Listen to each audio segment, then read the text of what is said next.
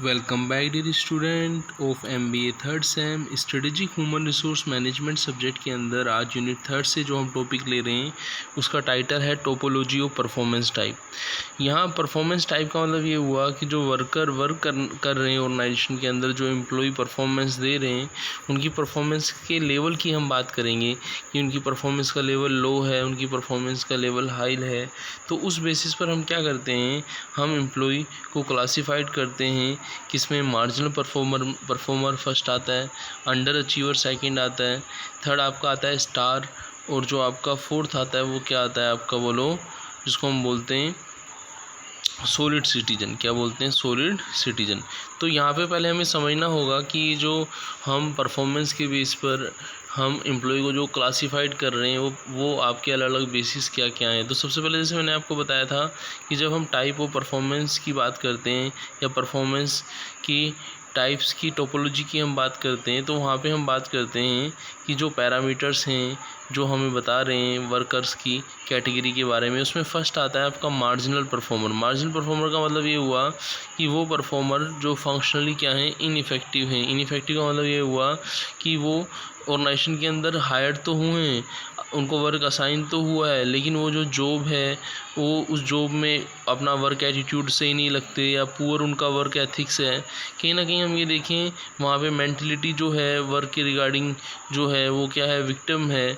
तो वो सारी कंडीशंस किसके अंदर आती हैं, मार्जिनल परफॉर्मर के अंदर आती हैं। मार्जिनल परफॉर्मर के अंदर हमें जो चीज़ें देखने के लिए मिलती हैं तो उन चीज़ों को यहाँ पे हम डिस्कस करते हैं। Marginal performer are functionally ineffective worker, these are mishired और misassign into the wrong job and had bad attitude and poor work ethics. जो चीज़ें हमने डिस्कस की उन्हीं को हमने यहाँ पे रीड किया है। फिर हम देखें कि जो वर्कर रहते हैं, जो इस तरीके के जो मार्जिनल वर्कर रहते हैं, वो एरर्स, एब्सेंटी, थेफ्ट, एक्सीडेंट, इन चीज़ों में इन्वॉल्व भी रहते हैं। जैसे हम देखें विदाउट होल्डिंग मेरिट पे, हम यहाँ पे देखें with holding cost of living पे, ट्रांसफरिंग की हम बात करें, डिमोटिंग की हम बात करें, आउट प्लेसमेंट की बात करें, फायरिंग की बात करें। तो ये सब चीज़ें क्या हैं, ये मार्जिनल परफॉर्मर्स के जो एक्टिविटी हैं वो उसके आउटकम होते हैं। ठीक है ना। फायरिंग मतलब ये कि ऑर्गेनाइजेशन से हटाना, ऑर्गेनाइजेशन से निकालना। ठीक है ना। और आउट प्लेसमेंट का मतलब है कि जो काम उसको दिया था वो काम वापस ले लेना, ट्रांसफ़र कर देना, उसका जैसे प्रमोशन का डिमोशंस होता है, डिमोटिंग कर देना वर्कर्स को। तो ये मार्जिनल परफॉर्मर से रिगार्डिंग हमने कुछ चीज़ें पढ़ी। अब हम पढ़ेंगे कि जो अंडर अचीवर होते हैं, अंडर अचीवर का मतलब ये हुआ कि वो वर्कर हैं जिनकी परफॉर्मेंस जो है लो है, लेकिन जो उनकी प्रॉब्लम है वो क्या है, वो आपकी मार्जिनल परफॉर्मर से भी डाउन है। उसको हम क्या बोलते हैं, अंडर अचीवर बोलते हैं। तो यहाँ पे हम ये देखते हैं कि अंडर अचीवर वो काइंड्स ऑफ एम्प्लॉय रहता है जिनका हाई पोटेंशियल तो होता है, लेकिन उनकी परफॉर्मेंस क्या रहती है, लो रहती है। और जो अंडर अचीवर रहता है वो हमेशा अपनी परफॉर्मेंस को इम्प्रूव करने की सोचता है। वो किस बेस पर इम्प्रूव करेगा उस चीज़ को भी यहाँ पे हम समझेंगे। Although this kind of employ have high potential but their performance remain low. Underachiever जो रहते हैं also known as a problem child and problem employ, it order to help them improve their performance. These employees are shifted to new location, work are closely monitored. If performance level do not improve, these employees are reclassified, question mark, separate process initiated. तो जब हम under achiever की हम बात करते हैं तो वहाँ पे हम उसके रिगार्डिंग जो भी हम डिस्कशन करते हैं, जो हम उससे एक्सपेक्टेशन रखते हैं, उसकी सेल्फ एस्टीम को जो हम बूस्ट करना चाहते हैं, स्टिमुलेट करना चाहते हैं वर्क के रिगार्डिंग, उसको जिस तरीके का वो वर्क कर रहा है उससे डिफरेंट हम उसको कोई ट्रेनिंग, क्रॉस ट्रेनिंग देना चाहते हैं। तो ये सब चीज़ें क्या हैं, एक टीम अप्रोच के अंदर रख के उसकी जो अंडर अचीवर की सिचुएशन है उसको क्या करना, इम्प्रूव करना है। वो सब चीज़ें अंडर अचीवर के लिए हम टीम अप्रोच की बात करें, do not afraid to discipline की हम बात करें, वो सब अंडर अचीवर के अंदर ध्यान रखी जाती हैं। फिर थर्ड कैटेगरी आती है स्टार। आप ये देखें कि जो ऑर्गेनाइजेशन के अंदर 80% वर्क होता है वो मोस्टली कुछ एम्प्लॉय हैं, 20% एम्प्लॉय होते हैं जो उस 80% वर्क को क्या करते हैं, उस आउटपुट को देते हैं। तो ऐसे वर्कर ही क्या कहलाते हैं, आपके स्टार वर्कर कहलाते हैं। इसको स्टार परफॉर्मर भी कहते हैं। तो स्टार परफॉर्मर क्या होते हैं, मोस्ट वैल्यूबल जो रहते हैं, आपके most valuable employ of the organisation रहते हैं, और उनका हाई पोटेंशियल रहता है, हाई परफॉर्मेंस रहता है।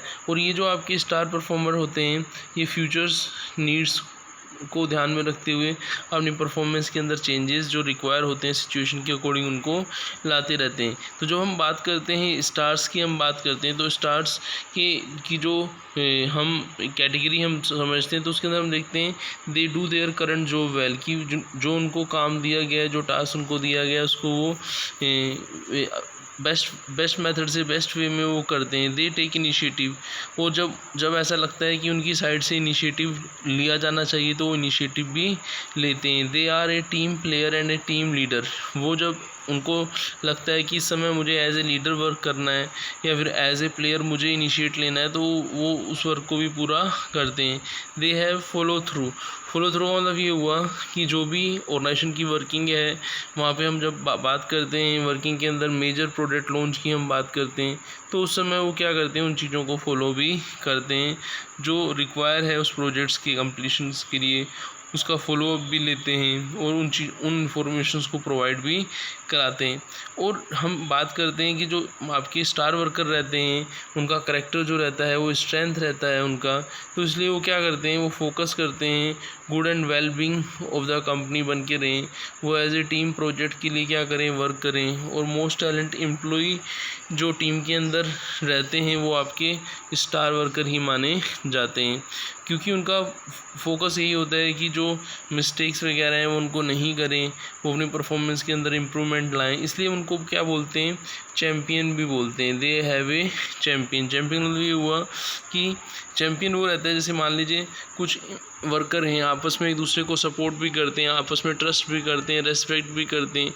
तो यहाँ पे हम बात करते हैं कि वो boss, direct manager, outside inside of the organisation वो क्या करते हैं, एक दूसरे को प्रेज भी करते हैं, कोलोब्रेशन भी रखते हैं और अपने वर्क के रिगार्डिंग जो भी नीड्स होती है उसको पूरा भी करते हैं। फिर हम बात करते हैं they have organisation saving. Organisation saving का मतलब ये हुआ कि ऑर्गेनाइजेशन की जो इमेज है, कॉर्पोरेट इमेज है, उसको बनाए रखना, ठीक है ना। वो क्या करते हैं, वो इस तरीके का बिहेव करते हैं जो ऑर्गेनाइजेशन के लिए नीडेड है उस सिचुएशन के अंदर, तो ऑर्गेनाइजेशन सेवी को भी क्या बनाए रखते हैं। फिर हम बात करते हैं दे मेक अदर बेटर, कि वो खुद जब अच्छे से वर्क करते हैं तो वो अदर वर्कर के लिए क्या रहते हैं, एज ए रोल मॉडल रहते हैं, क्योंकि अदर वर्कर उन्हीं को ही क्या करते हैं, फॉलो करते हैं। क्योंकि ऐसे वर्कर स्टार परफॉर्मर रहते हैं जो हैप्पी रहते हैं, पॉजिटिव एटीट्यूड रखते हैं, अपने वर्क के साथ जुड़े रहते हैं, तो they make better other better, वो दूसरे को भी क्या रखते हैं, खुश रखते हैं, खुद भी खुश रहते हैं, दूसरे को भी खुश रखते हैं। जब हम स्टार वर्कर के साथ डीलिंग की हम बात करते हैं तो स्टार वर्कर को कंटिन्यू मोटिवेशंस मिलने के लिए हम क्या करते हैं, उनको टाइम टू टाइम जो भी ऑर्गेनाइजेशन उनके लिए बेनिफिट्स रखता है वो उनको प्रोवाइड किए जाते हैं, उनके डेवलपमेंट के लिए सोचा जाता है। उनको ऑटोनॉमी, जब ऐसा लगता है कि ऐसी सिचुएशन है कि उनको ऑटोनॉमी दी जानी चाहिए तो उनको ऑटोनॉमी भी प्रोवाइड की जाती है, ठीक है ना। और कभी कभी हम बात करते हैं कि हैं उनके ऊपर इस तरीके का वर्क प्रेशर भी हम नहीं होने देते, they don't go overboard with A positive feedback, कि ऐसी सिचुएशन को हम क्या करते हैं, इग्नोर करते हैं।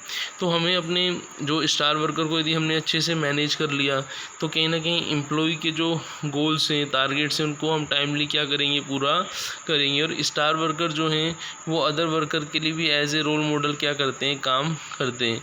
तो हम कहीं ना कहीं देखें कि जो हमारे ऑर्गेनाइजेशन के अंदर एक वर्क फोर्स है, ग्रुप है, उसको डायनेमिक्स, माइंडफुल जो भी सिचुएशन के अकॉर्डिंग जो हमें चेंजेस रिक्वायर होते हैं उनकी परफॉर्मेंस के अंदर, तो वो चीज़ों ऑटोमेटिकली उन चीज़ों को क्या करते हैं, एक्सेप्ट भी करते हैं और वो एनकरेज करते हैं, वो एनकरेजमेंट को एक्सेप्ट करते हैं और बिल्डिंग रिलेशनशिप जो है उसको स्ट्रॉन्ग करते हैं रिलेशनशिप को।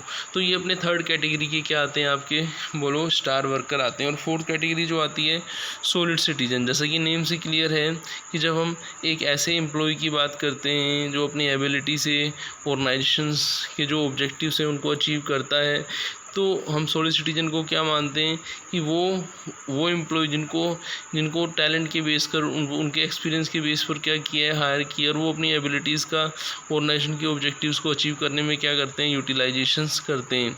मोस्टली आप ये देखें कि जैसे हमने थोड़ी देर पहले पढ़ा था कि 80% वर्क जो है आपका वो 20% एम्प्लॉय देखते हैं। ऐसे जब हम बात करते हैं 10 to 15% ऑफ वर्क फोर्स जो है वो टोटल वर्क फोर्स में से क्या कहलाता है आपका ए ग्रेड एम्प्लॉय कहलाते हैं, जो हमारे लिए क्या माने जाते हैं बोलो, वो सॉलिड सिटीजन माने जाते हैं कि हर ऑर्गेनाइजेशन में इस तरीके के एम्प्लॉय का भी होना ज़रूरी है, क्योंकि यदि हमारे पास अदर कैटेगरी के एम्प्लॉय तो हैं लेकिन सॉलिड सिटीजन नहीं है तो कहीं ना कहीं हमारे जो नीड्स है ऑर्गेनाइजेशन की सॉलिड सिटीजन की वो पूरी नहीं होगी। तो हम बात करते हैं for quite some time the focus has been done on the A grade employ who are a light due to their performance but they have only 10 to 15% of their workforce, कि वो 10 to 15% होते हैं, but what keeps the entire running, जबकि वो पूरे organisation को क्या करते हैं, कंट्रोल करते हैं। तो हमने यहाँ पे देखा कि डिफरेंट टाइप्स ऑफ वर्कर जो हैं वो कैसे ऑर्गेनाइजेशन के अंदर वर्क करते हैं। तो मिलते हैं नेक्स्ट लेक्चर में। थैंक्स।